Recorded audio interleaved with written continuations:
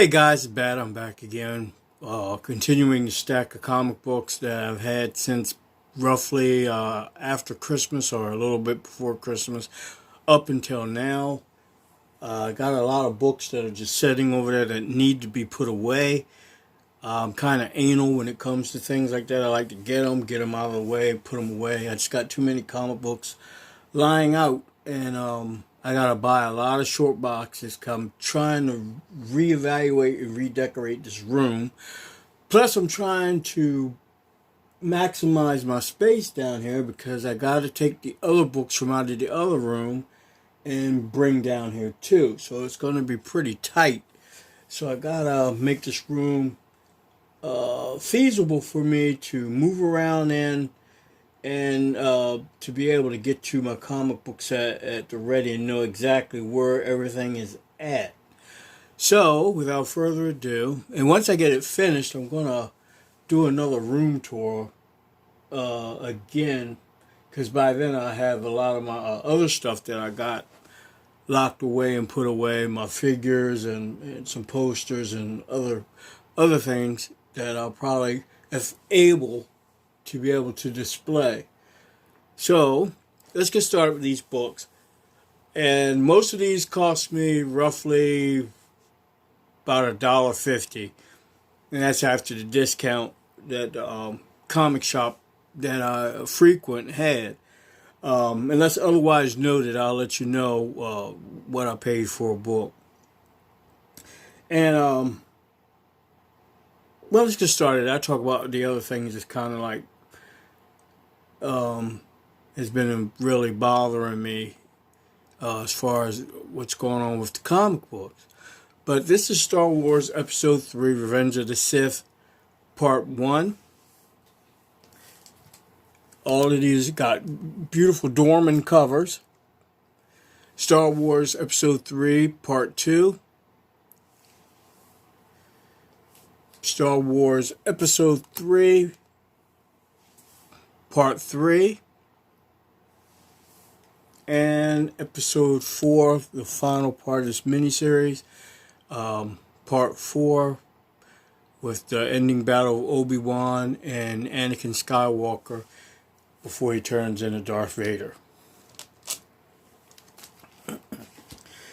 Picked up Spider-Man number 36 because of the Carnage and Venom cover. Also, Spectacular Spider-Man number 203. This great Carnage cover. Excuse me.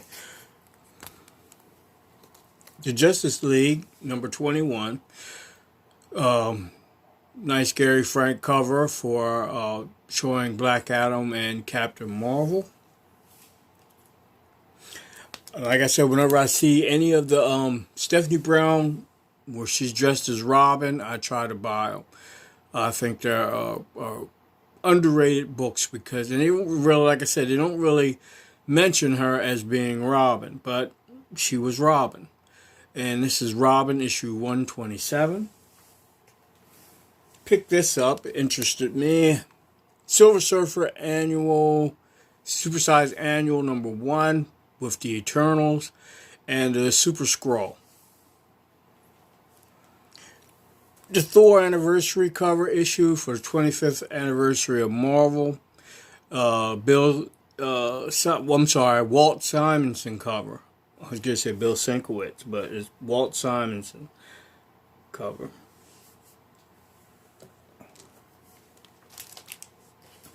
Amazing Spider-Man John Byrne cover for issue number 268.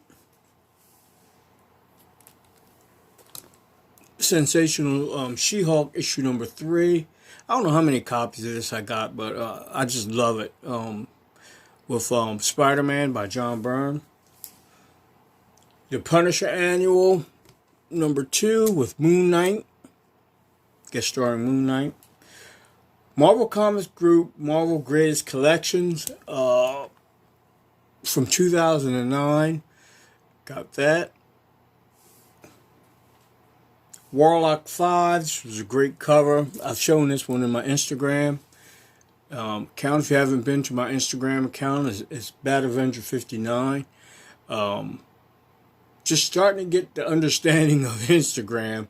Being an old fogey like I am, it takes me a little bit, but I love this cover from Warlock 5 from Aircel back in the day. J. Scott Campbell cover for Gen 13.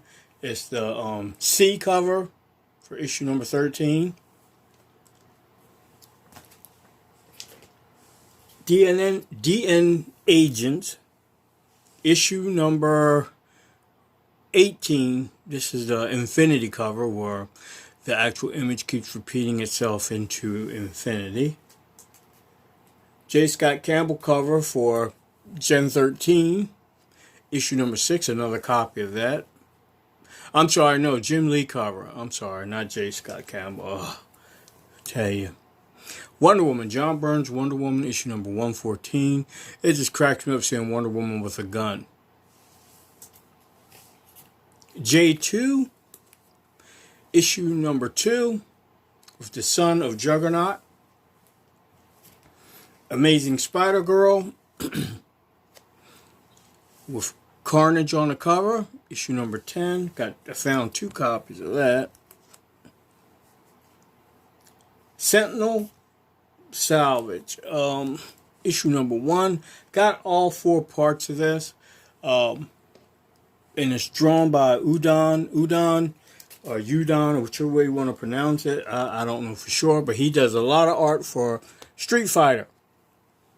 Wonderful art for Street Fighter. That's issue number 2. Issue number 3. And issue number 4. I've been going back. If I see it in the dollar bins, I've been picking up issues of Silencer. I'm going to try to complete that run. I think it only went up to like 16 or 17 or whatever. But yeah, I'm going back. I'm not too keen on the John Romita Jr. art, but I like the character. Found another copy of the Mighty Thor, introducing the Mighty Tanarus. Copy of Mighty Morphin Power Rangers, the original series from Saban, from Hamilton Comics, issue number 4. And this run, 1 through 4, or however long it ran, I think it was only 4 issues, but they're not worth anything. But I think the IDW Power Rangers, Mighty Morphin Power Rangers, now that's when you start getting into the ones that are worth some money. But it's very odd that the very first series of the Mighty Morphin Power Rangers, if you find it in a dollar bin, I mean, I will grab it, even though for right now it's not worth anything. Tom Strong's Terrific Tales, issue number 2, with a great Arthur Adams cover of Johnny Future.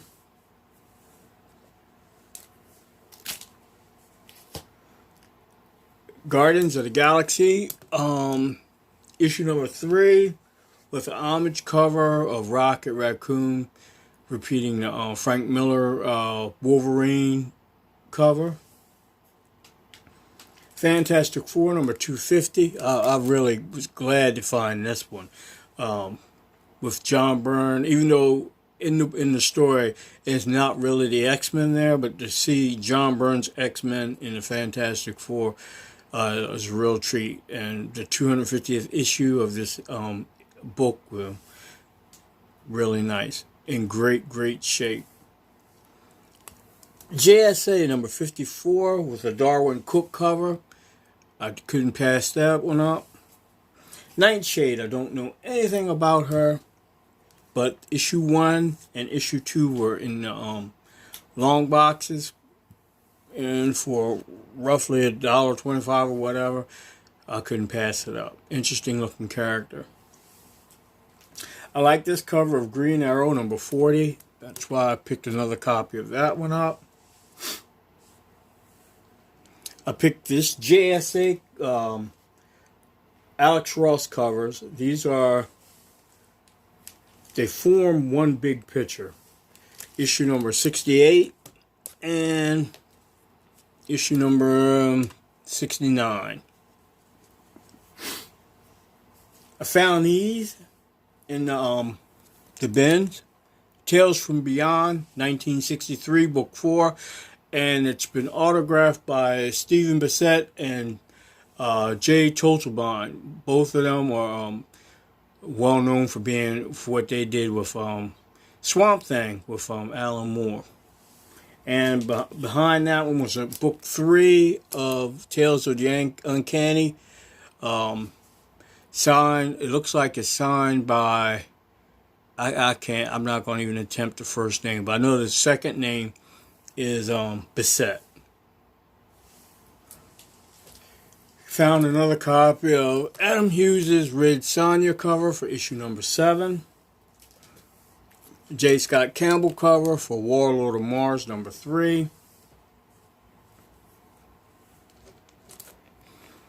Lady Zorro Blizner covers for issue number 1. Issue number 2. And issue number 3.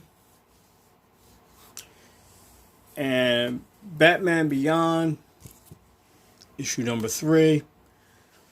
Oh yeah, and getting back to what I was talking about, some more bad news. Well, not really bad news, but it's just showing that there is major ramifications going on as far as the comic book collecting is concerned. I had one of my other shops, they're shutting their doors, but they're moving to another location.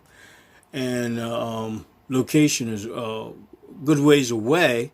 I mean, I still can get to it with no problem, but I noticed that he said he's going to downsize the store. The store that he's moving into is smaller, and just like at the other shop that I go to, he said that he's now going to only order what people are basically subscription boxes, and he might order just a few copies more of certain titles. So he's not going to carry everything or carry a lot of anything.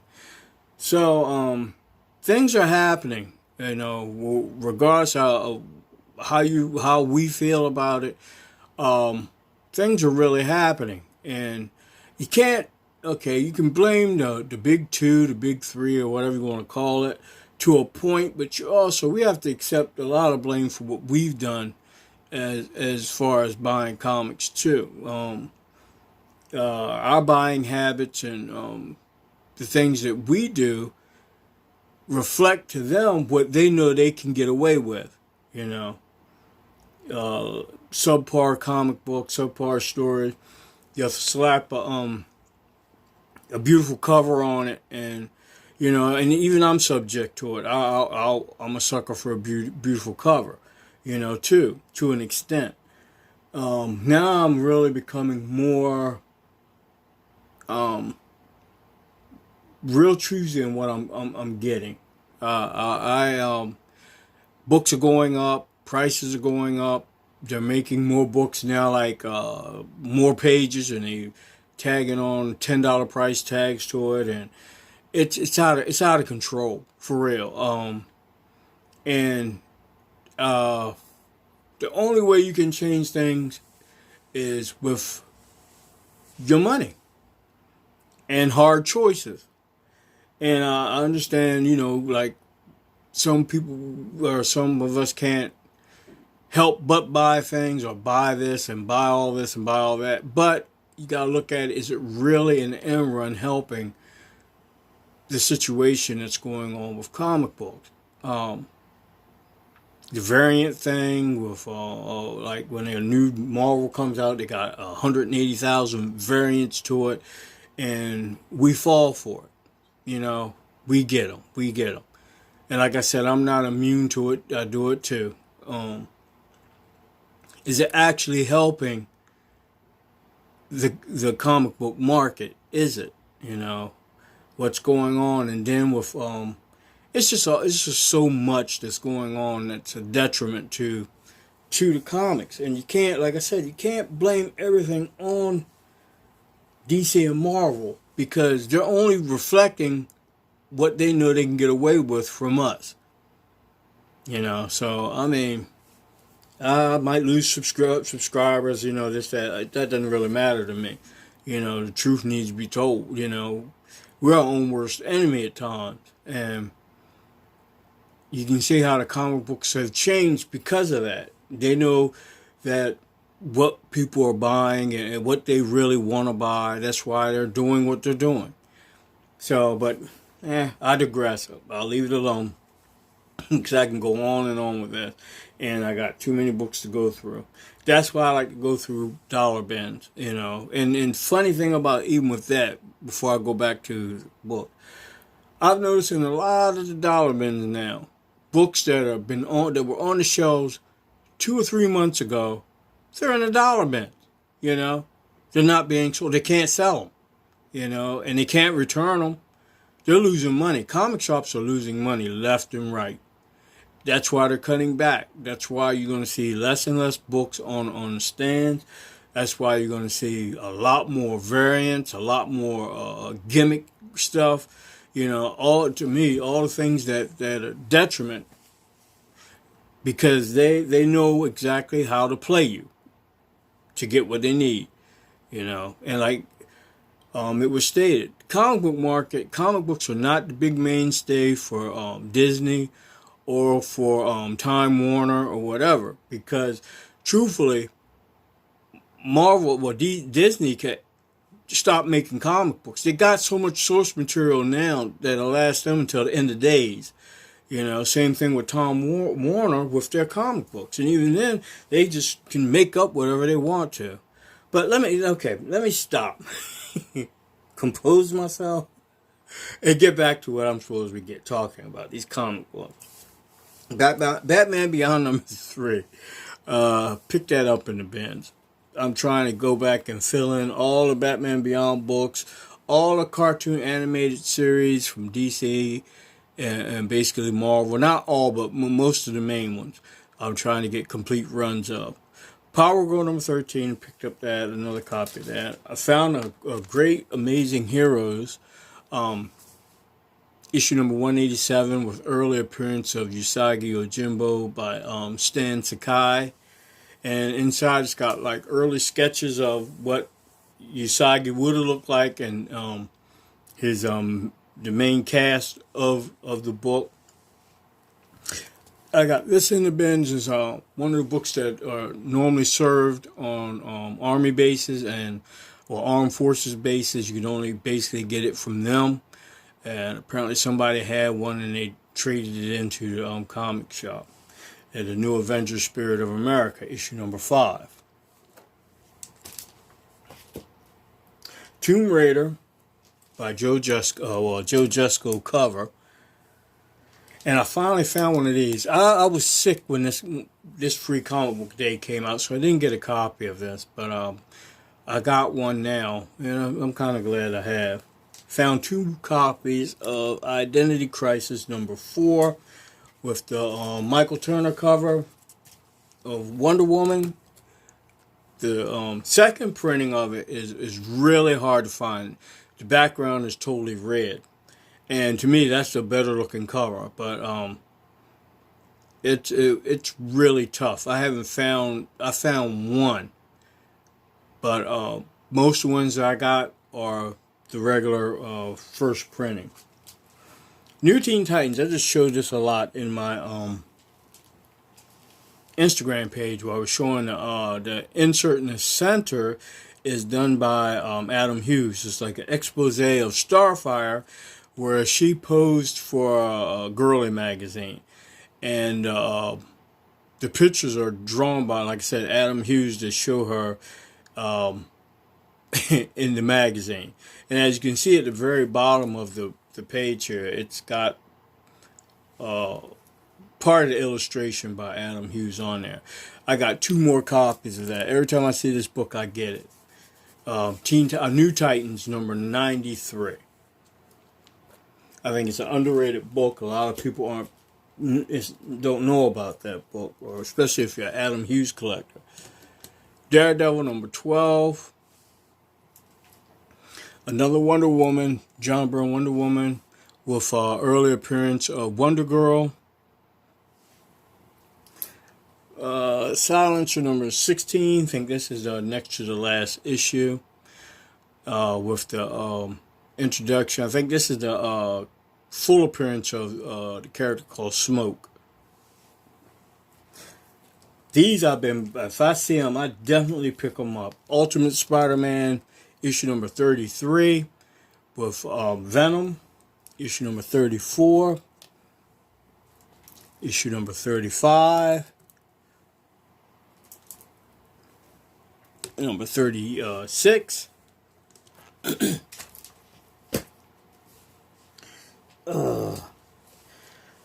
number 37 and 38, issue number 50, first appearance of the Ultimate version of Black Cat,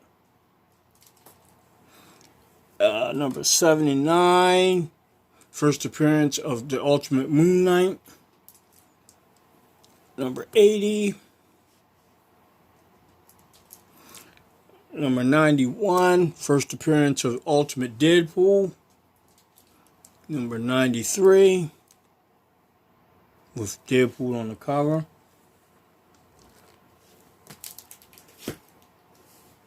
number 95, first appearance of Ultimate Morbius, the vampire,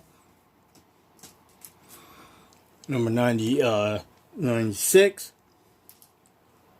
Bianchi cover for Batman Detective Comics number 826 with Joker and Robin. I found the Ultimate Comics All New Spider-Man still in the wrapper, and got that bad boy. Justice League number 20. This book was hot for a minute, and it came out in 3 parts. It was one cover that was on this side. It was a 3-picture cover, and it was the regular JSA, Superman versus Superman, and Dimensional JSA, or whatever you want to call them. Picked up Cyberforce number 1, newsstand. Superman number 123, when he becomes Superman Blue, newsstand.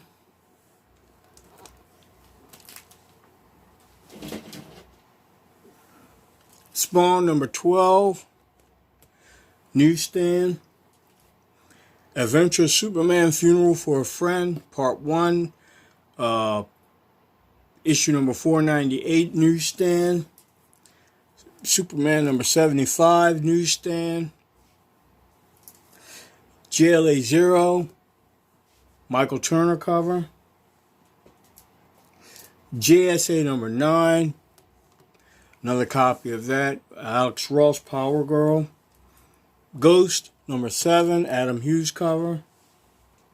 And finally, in this stack, that's all I'm going to show tonight, Marvel Comics Present, issue number 1. What's significant about this is actually Rain is in this book, but you don't see her. She's telling the story. You don't see her until I think issue number 6 or 7. But Rain is the daughter of Wolverine, and from the get-go, she was telling the story in this issue about Wolverine. And that's basically it. And like I said, it's pretty rough. Things are really happening with these comic book shops and with comic books in general. And if you really take a hard look at what's going on, it's dwindling.